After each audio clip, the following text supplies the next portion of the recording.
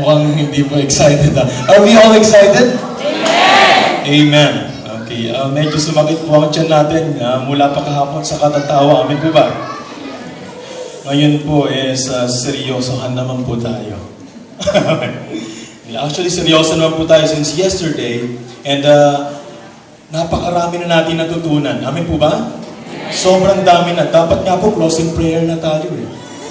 Amen? Gaya po na nasabi ni Pastor Peter, isa po ako sa mga junior pastors po dito po sa United Filipino Pastors in Korea. And I'm so happy to be married. Amen? At ang aking pong mahal na asawa, ang very supportive, aking very supportive wife ay narito po, si Sister Jessalyn Kahukong Bernardo. Palapakan po natin ang Diyos sa aking pong kapatid na aking pong katuwang din. And dalawa pong aming kids, yung isa sa mga maiingay dyan, pasensya na rin. For the information of everyone, ako po ay dating EPS worker. Sino po mga EPS workers po dito? Hallelujah. Palapakan natin ang Diyos, ang dating EPS workers. Do you still remember the message na every believer is a missionary and every member is a evangelist?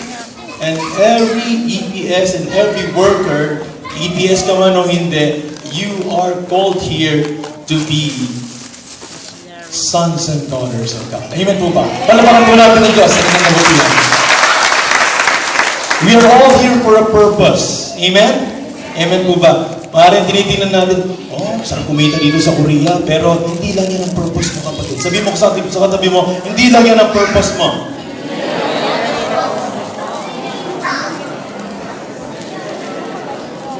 Okay, tama na po yung yakap. Okay? Yung mga lalaki. So, napakasarap na tayo po'y magkatipon-tipon. Salamat din sa Diyos at ako po'y may boses pa. We've heard so much, mga mahal na kapatid, by the value of God's connection to us and our connection to God in return. And now, I used to say this to the diaspora, my beloved brothers and sisters, diaspora members, please fasten your seatbelt. Okay, you know why? Because I may say things that may hurt you, pero I will see to it that I'm gonna say it out of love. Amen. Okay, sabihin mo sa katabi mo, handa ka na ba? Handa ka na ba?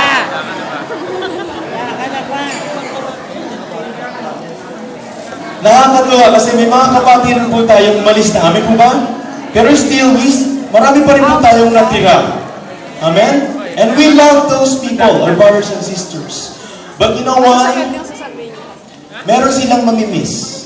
Whether they like it or not, meron silang mamimiss. Amen? Kaya sabihin mo sa katabi mo, napakapalad mo.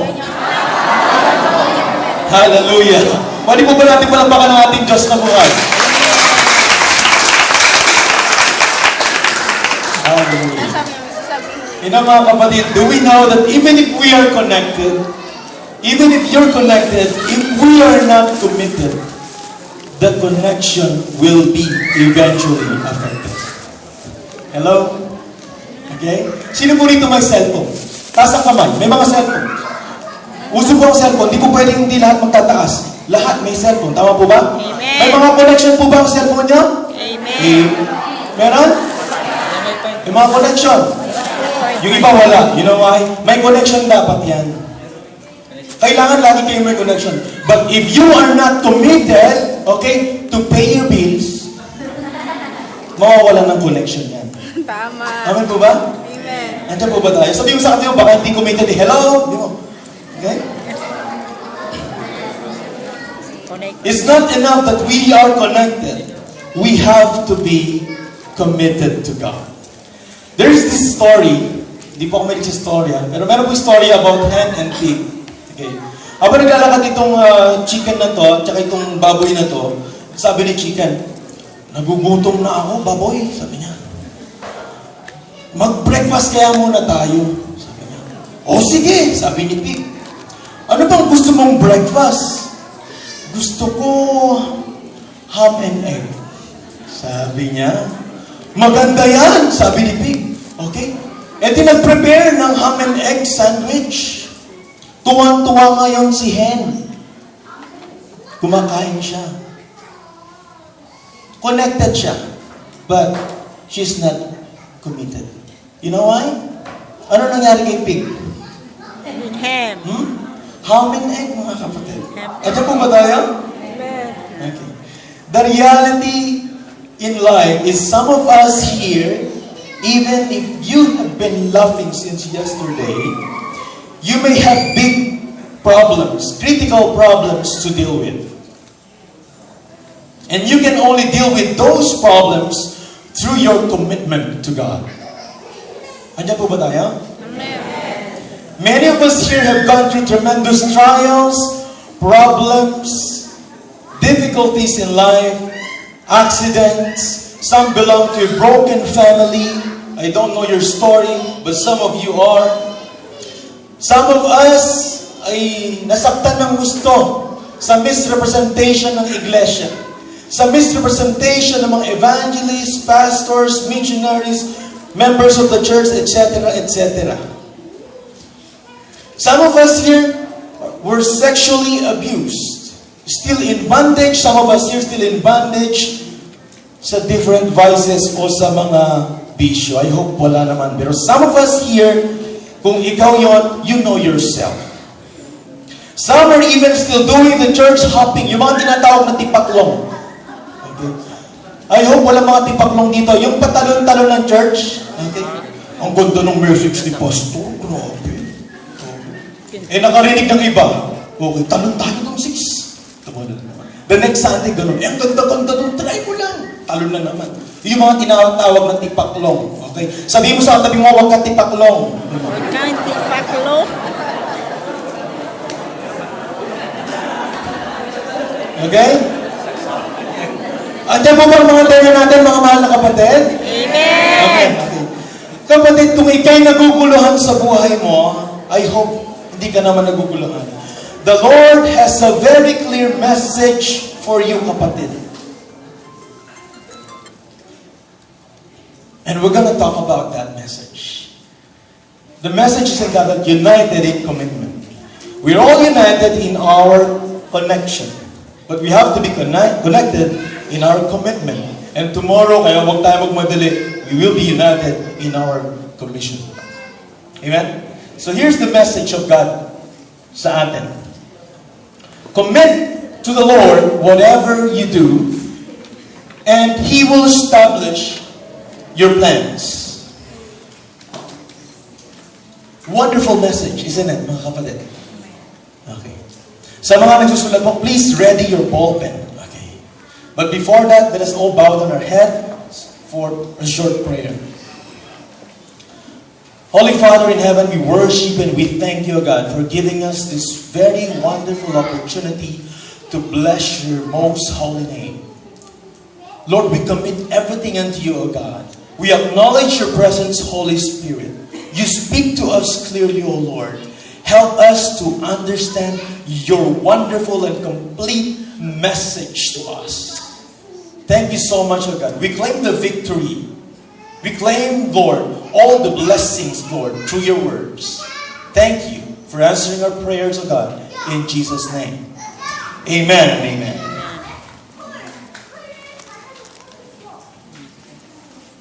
Commit to the Lord whatever you do, and your plans will succeed. It says in the book of 2 Corinthians 5:17-19, that therefore, if anyone is in Christ, he is a new creation. The old has gone and the new has come. And all this new creation thing is from God. It has something to do with the commitment of the Lord. It is from God's initiative to love us, who reconciled us to Himself through Christ and gave us the ministry of reconciliation.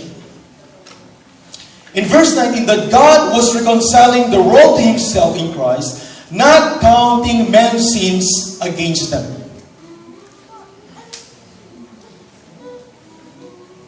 And He has committed to us the message of reconciliation. Kanina po kinamit ang message of reconciliation? Sa atin, mga kapatid. The message that we have received is the same message God has been committed unto you. This means that each of us and every true believer has agreed and received a commitment from God. The word commit in Hebrew is galal. Nang ibig sabihin po niyan, in all occasions, you're seeking to submit to God. That in all occasions, you're trusting God. Yun po ang ibig sabihin ng commit.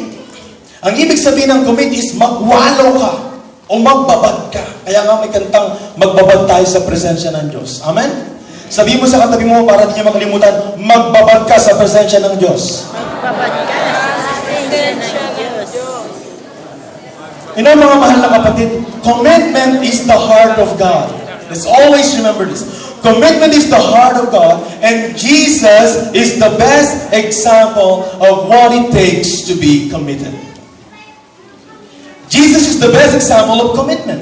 He is the real commitment. That is why commitment is the center of Christianity. Andiyan po ba tayo? Amen. Pag may natutulog, kalapitin mo lang. Okay. Christianity without commitment is not Christianity at all. We are here to be united in Christ. It means to be united in purpose, united in our commitment, and united in mission. And there are 7 things that we have to remember about commitment. Pito-pito lang po. Okay? Pito lang. Tatandaan natin ito. We have to remember this as we mature from being a believer to being a follower to being an ambassador of Christ. That's why we have to be attentive as we put them all in our hearts and minds. Kaya please lang po, yung may mga tumatawag, okay, i-silent mode muna natin, sabihin mo, mas mahalaga itong salita ng Diyos. Okay? Unless emergency yan, okay? Amen po ba? Amen. Amen. Okay, are we ready? Amen. Una, mga mahal na kapatid, when we talk about commitment, commitment is a decision.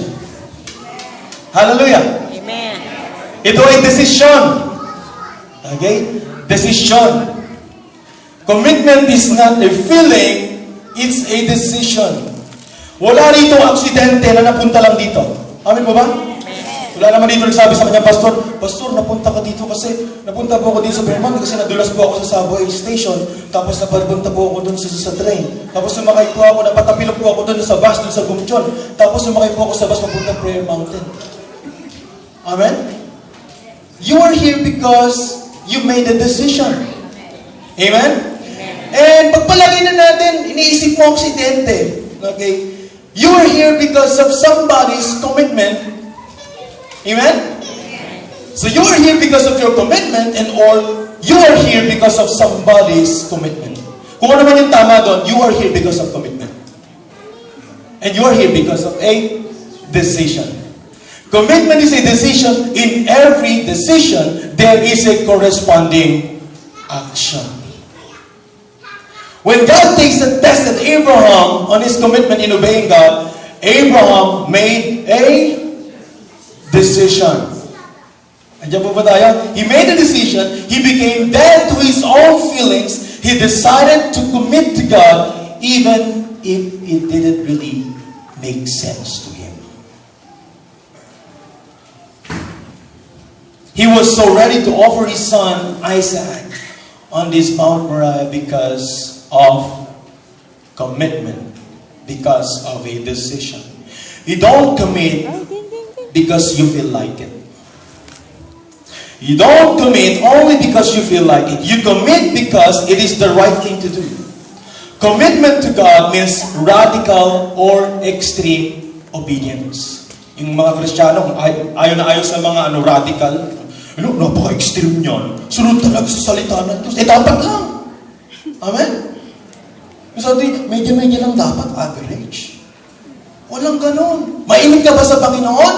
O malamig ka? Mamili ka sa dalawa, pati luluwa ka. Amen? Sabi mo sa katabi mo, mainit ka dapat. Sabi mo.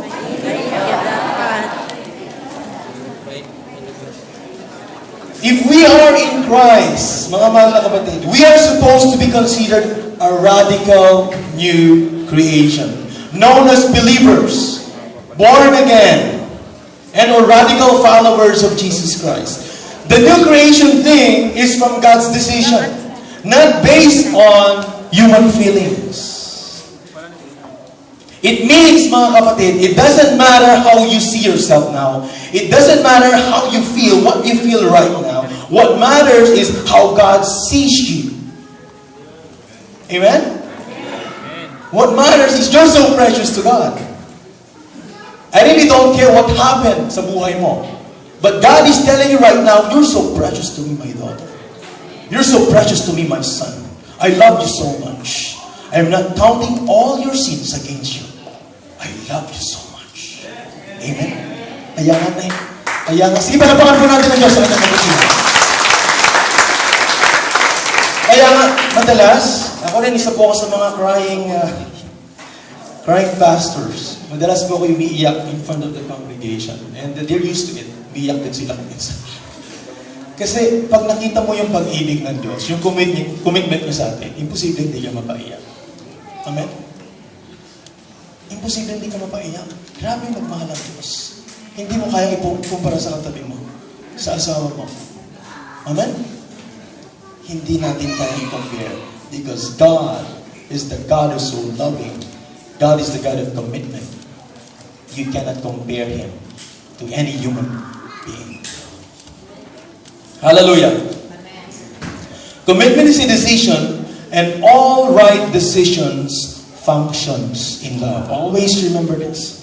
Commitment is a decision, and all right decisions function in love. Commitment functions in love. Any decision apart from love leads to destruction. Commitment will never function effectively apart from love. There can only be a right commitment through love, because love is a decision, not a feeling. Hello? Inaantok po ba tayo? Maantok ka sa message ng Panginoon, ewan ko na lang. And love is not that. And love is not just the thing that you feel, mga kapatid. Although love has emotions, yes.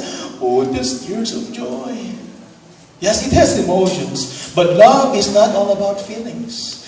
This means that your commitment is there not because you feel like it, but you commit because it's the right thing to do. Because it is your nature. Because it is the nature of love. Because you were created in the image of God. Commitment is a decision, but it only functions through love. There is commitment because love is a decision, not a feeling. For in Christ Jesus, it says in Galatians 5 verse 6, for in Christ Jesus, neither circumcision availed anything, nor uncircumcision, but faith working through love. Sino po rito gustong medyo mag-level up sa pananampalataya? Pakitaas po ang kamay. Gusto yung mag-level up? Okay. Faith only works through love. Hallelujah. Amen? Dami gustong mag-commit. Di naman ayaw naman magmahal. Amen? Subukan mo mag-commit sa isang tao na hindi mo mahal. You will end up giving up. Kasi hindi mo mahal eh. Amen? Pero pag mahal mo, ang pangit ng ugali, tigas ng ulo, makulit, o ano gagawin mo? Mamahalin mo siya. Why? Because you're committed. Ang sakit-sakit sa kalooban, ginagawa mo ng mabuti, sinasabihin ka ng di maganda. Sabi mo sa katabi mo, hello?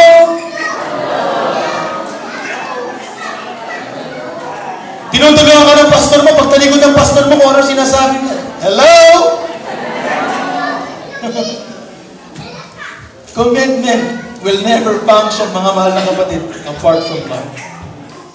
In other words, God is expecting something from us. He is expecting something from you. God is expecting something. To commit is to decide. No decision, no commitment. And when there's no commitment, there shall be no expectations. Bakit nag-expect sa atin ng Diyos when you commit your life unto Him? Bakit nag-expect ang ating mga mahalagang manggagawa, mga kapastoran sa tulong ng ating mga miyembro sa iglesia? Why? When you commit. Pero pag di ka nagko-commit, hindi naman mag-expect sa iyo eh. Hello? Are we there, brothers and sisters? Narinig na naman mga kapatid from DIC yung mga message na to. But you know, maganda na pupurga tayo. Amen? Ano ang tendency kapag ang isang taong payatot na purga? Tataba. Okay, sabi mo sa katabi mo, tataba ka. Sabi mo. Hallelujah. Sige, sabihin niya sa inyong mga katabi, tataba tayo. Tayo magpapurga sa salita ng Diyos.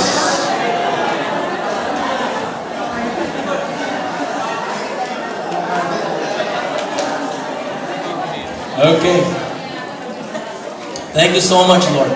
You know, mga kapatid, salvation is God's decision in connection with our decision.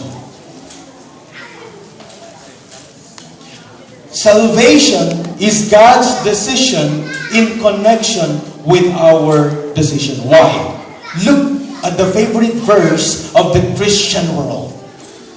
John 3:16. For God so loved the world that He gave His only begotten Son, that whosoever believes in Him will not perish but have eternal life. Whosoever believes. It's your responsibility to believe, not God's responsibility. Hello? Lord, di ko kasi feel na maniwala sa iyo ngayon. Baka bukas. Nandiyan ba tayo? God is waiting for you. God is expecting something from us. You can never commit if you're not willing to decide. You can never, ever commit when you're not willing to decide. You must always make a decision for God in your life. Every day, you have to make a decision for God. Why? Because not everything that happens in this world is the will of God. Marami sasabi, huwag yun ang kalooban ng Diyos sa iyo. Hosea 4:6, people perish for the lack of knowledge. When you know it, hindi ka malililang. Amen? John 10:10, the thief comes to steal, to kill, and to destroy. Stealing the truth. Hindi ito binabang.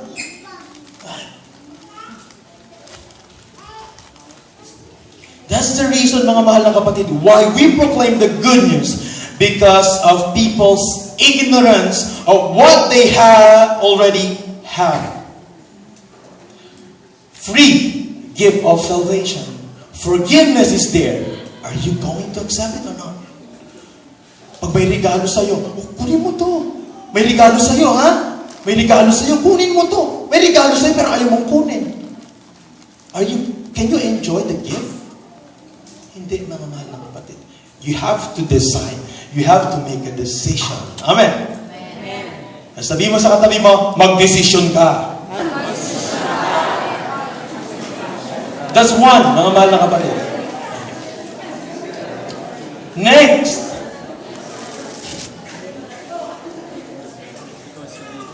Commitment is active. Sabihin po natin, active. Active. Yan. May sinasabi, active member ba siya? Yan. Inactive yata. Wala pong inactive Christian dito. Amen? Amen! Hallelujah! Okay, so commitment is active. When we say active, commitment is an initiative. Hallelujah! Kung tayo po'y nagsusulat, pagbulay-bulayan po natin ito. Pag tayo mag-isa na lang sa bahay. Commitment is not passive. It's active. You know, when Prophet Nehemiah heard of the destruction of the wall of Jerusalem, it took his commitment to begin. Hello? It took his commitment to begin, siya'y aktibo. Nung siya'y nagdesisyon, siya'y naging aktibo, pagkatapos doon, kung hinarap niya, o takot na oposisyon. Amen? Mga sa atin, mga bago-bagong Lord, kinumit ang buhay ko sa'yo, Panginoon. Okay, ready yourself. Sabi mo sa atin mo, ihanda mo sarili mo. Okay, you have to be active. Okay, you take the initiative. Okay, just like Nehemiah, he knew what to do after hearing the news. He knew what to do after hearing the bad news. Why? Because he knew that there will always be a good news. Amen? When you become an active member of the body of Christ, objections and oppositions will be there. Yes, nandun yun. Pag di ka nakakaharap ng oppositions and objections, there's something wrong. But your commitment will always make you active, just like Nehemiah. In the book of Colossians, it says, be wise in the way you act toward outsiders. How? You make the most of every opportunity. Now, mga kapatid, the question is, paano mo gagawin yung every opportunity na to, okay? You make the most of every opportunity kung hindi ka naman aktibo. Kailangan sa inyo may tagasiko. Okay? Sige na sis, testimony time na. Nandiyan ba tayo? Sige na bro. Amen? Yung mga ginagano naman, next week na lang. Active. We have to be active. Commitment is necessary. Commitment is being active. It is a must for every individual in order to do the most of every opportunity. Because the reality in life is that not everything that happens in life, in our lives, is good, really good. But we have to give thanks in everything. Ang hirap ko yan. Hindi lahat okay, pero Lord, thank you so much. Hindi ka nagpapasalamat sa Diyos dahil maganda yung kinakaharap mo. You know, may gagawin ng Diyos. Amen? Sabi mo sa katabi mo, may gagawin ng Diyos. Ang hirap kasi sa atin, tinitingnan lang natin yung ngayon. Amen? Hindi natin tinitingnan kung ano yung gagawin ng Diyos sa mga sitwasyon na yan sa ating buhay. Commitment is an active participation. You make yourself available. Sino rito ang pwedeng makasama ko sa mga susunod na mga activities ng church? Siya po. At siya pa po, pastor, tsaka siya. Ang gagaling magturo. Hindi sabihin, ako po. Andiyan ba tayo? Yun ang aktibo. When you are committed, you say, Pastor, I don't know what will happen to me, Pastor, pero I know that God is with me and I'm so committed. Okay ako dyan. Amen? Palapakan po natin ang Diyos sa kanyang pag-ibig. God is sending us a message. Ganun dapat ang mga Kristiyano. Aktibo. Hindi sinisiko. Amen? You will never find a committed follower of Christ who's just waiting for things to happen. You can never find any follower of Christ. Okay, Lord, napaka-good mo, Lord. Sana may mangyari sa buhay kong maganda. Wala akong ginagawa. Andiyan po ba tayo? Amen. Lord, pray lang ako sa bahay. Hindi na ako aalis, Lord. Wala kang ginagawa. You have to be active. Amen? When a person is committed, he initiates a better change. When you're committed, only committed believers will impact the world. Whether we like it or not, only committed believers will impact the world. Only committed believers will enjoy the things in the kingdom of God. Amen? Why? Because you're so committed. Napakahalaga pag aktibo ka. Kaya sa atin, kung di ka paka-active, kapatid, yung katabi mo sasabihin ka ngayon, sabihin mo sa katabi mo, be active. A committed person is always active. An active person always functions. An active person always functions. Kaya nga mga bata, napaka-active mo ng anak. Hindi na ako makaan. Hindi lagi sinasabi ng aking wife, napaka-active. Bakit? Galaw ng galaw. Tayo, saan galaw ng galaw? Mga Kristiyano, kailangan galaw ng galaw tayo, hindi tayo mapakali. Kumusta si brother? Okay, yung kasama natin sa trabaho, yung masungit nating amo, kumusta siya? Pinapanalangin ko siya. Dapat active tayo. Ano na nangyayari sa ating buhay? Bilang mananampalataya. Are we doing something? Are we being active? Let's always remember, an active person is always energetic. Can everybody say energetic? Energetic. Pag sinabi mo natin energetic, full of excitement. Yung laging, yahoo! Ganon. Yehey! Mga ganyan. Amen? Pagdating sa salita ng Diyos, laging ganon. May energy lagi. Kapag ikaw ay active, ikaw ay enthusiastic, you're so eager, lagi kang gutom. Ano yung pag-usapan natin? Salita ng Diyos. Wow! Okay, God. Gutom. Gutom ka lagi dapat. Amen? Kaya nga salita ng Diyos, ang sarap. Kumain ka ng kumain, gutom ka pa rin. Amen? Iba kasi salita ng Diyos eh. Buhay na buhay. Hindi lang buhay mo mababago, kundi buhay ng kapitbahay mo. Amen? Buhay ng pamilya mo. Even buhay ng kaaway mo. Hallelujah! Andiyan po ba tayo? And we give the Lord a big hand, mga kapatid.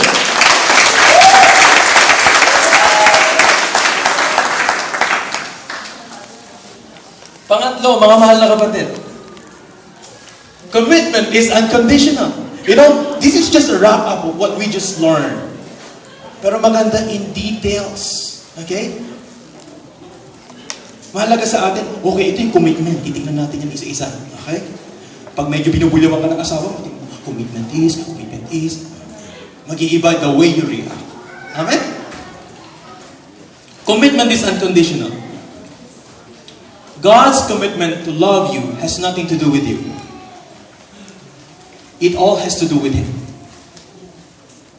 God's love prompted Him to send and give His only begotten Son for our salvation. Not because we asked for it, but because He knows that His love is all we need. Amen po ba? Amen. Commitment is unconditional because you don't do it with conditions. Kaya nga, unconditional. It means not conditional. Walang kondisyon. You do it because you choose and decide to do it. You're not supposed to wait for something good to happen before you commit. You commit and something good and great is going to happen in your life. Amen. You commit believing that God is so good. And when you begin to commit, something great and extraordinary is going to happen. Not just in one day, but every day of your life. The word unconditional only means, this is so wonderful, regardless of the situation. That's the meaning of unconditional. Regardless of the situation. Kaya kayo mga mahal na kapatid, you opted to stay regardless of the situation. Why? Because you are all committed. Amen? Hallelujah. This means that we need and we get to be committed to God, rain or shine, in sickness and in health, in good and bad times, in human terms. Because it says in Romans 8:28, as I look at it, there's no such thing as bad times. Trials, yes. That in all things, God works together. In all things, lahat ng bagay ay pinaglakip-lakip ng Diyos para sa ikabubuti ng mga nagmamahal sa Kanya. Ibig sabihin, whatever you're going through right now, maglalakipin lahat ng Diyos. All you have to do is to commit. Okay, when you commit, you do what you're doing unconditionally. Amen. Commitment is unconditional because it's from the inside, not from the outside. Okay. Commitment is from the inside, not from the outside. But when you make a decision for God, you better get ready for quality check. Willing ka bang mag-commit? Okay, quality check. You know, sa manufacturing industry, sino po yung nasa manufacturing ngayon? Halos lahat, manufacturing. Taas mong kamay, manufacturing yan. We know it, especially sa mga malalaking kumpanya. Sa manufacturing industry, you only allow the commodity for service sa publiko kapag ito'y nag-undergo ng quality control. Amen? For example, may bola. Pagbabalibag-balibag na ganyan yan. Okay? Pag hindi pasado, okay, hindi ready para ilabas. Pero sa kabila ng mga pinagbabalibag-balibag na ganyan, okay pa rin. Okay, ready. Okay. The same is true with us. Hindi tumitingin ng Diyos anong tinapos mo, saan katuta ka nalalaman mo, sa Biblia, minemorize mo buong Biblia, lahat, pati page number, alam mo. Hindi mahalaga yun sa Diyos. Ang mahalaga, are you available? Are you really committed? Committed unconditionally. Is your commitment affected by external factors? Or we are so much affected and strengthened by the internal factor? The Christ in us, the hope of glory. Amen? It's wonderful. God chose to reside in each and every one of us. We are the temple of the Holy Spirit. Wow. Where is the house of God? You are the house of God. Why are you so sad? Most of the time, ba't ka nalulungkot? Why are you so affected by external factors? Your life is not dependent on external factors. God is in you. God is with you. Christ is in us, and He is the hope of glory. Amen? And remember this principle, mga kapatid. Any commitment that is based on the outside factors is conditional. Remember. Any commitment that is based on the outside factors is conditional. Real commitment is from the inside. Wow. Mamahalin kita basta mahal mo ko, ha? Sige, papakasalan kita basta bigay mo muna yung gusto ko. Hello? Sadyang ni, magtatrabaho ako ng maayos basta taas ang musweldo ko, ha? Kung hindi, mag-overtime ako, pero hindi ako magtatrabaho. Hello?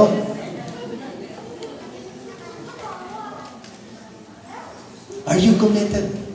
May nakakakita man na wala. Amen? Sabihin mo sa katabi mo, maging committed ka. Ay, mali yung rinig ko. Sabi ng isa, committed ka. Sabi niya. Hindi ganon, mga kapatid. Hindi committed. Okay? Maging committed ka. Okay? Hindi committed ka. Marami mga Kristiyano, instead na maging committed, kumikitid. And I believe wala dito nun. Amen? Amen. Hallelujah. Wala dito nun. So, pang ilan na po tayo? Pang-apat. Pang-apat. Wow, talaga tayo yung nagsusulat. Okay, next mga mahal na kapatid. Commitment is a responsibility. Wow, medyo, this is so hard. Commitment is a responsibility. Okay. Dito natin makikita talaga, are we really committed? Or not? Apostle Paul knew his commitment is his responsibility. He had no reason to boast. His ministry is what God had committed to him to do. It means he had no options.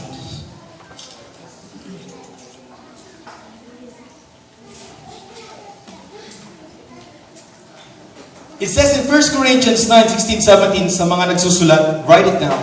1 Corinthians 9, verses 16 to 17, says here, "Yet when I preach the gospel, I cannot boast. For I am compelled to preach. Woe to me if I do not preach the gospel. If I preach it voluntarily, I have a reward. If not voluntarily, I am simply discharging the trust committed to me. Unless you realize, kapatid, and accept that your commitment is your responsibility, you won't be doing what you are expected to be doing. Unless ang tingin mo sa commitment mo is responsibilidad mo, hindi mo gagawin kung ano yung dapat mong gawin. Hello? Your faith is your commitment. We always talk about faith. Oh, hindi na pala ng pantayan. Nakaka-impress. Ito si Pastor, grabe ang faith. Si Sister, grabe ang faith. We always talk about faith. But you know, faith is all about commitment. And commitment is your responsibility. And your responsibility is your obligation. Sabi mo sa katabi mo, hello? Sabi mo. Your commitment is your responsibility. Your responsibility is your obligation. Kaya nga, mga mahal na kapatid, when you have this commitment to God, you can't be proud of anything that is your obligation. Hindi mo po pwede ipagmalaki yung obligasyon mo. Bakit? Obligasyon mo yan eh. Nandiyan po ba tayo? But you can always be happy in doing your obligation. Woo! Yeah! I enjoy what I am doing, Lord. I'm doing my obligation and responsibility, and I'm so happy. Hallelujah!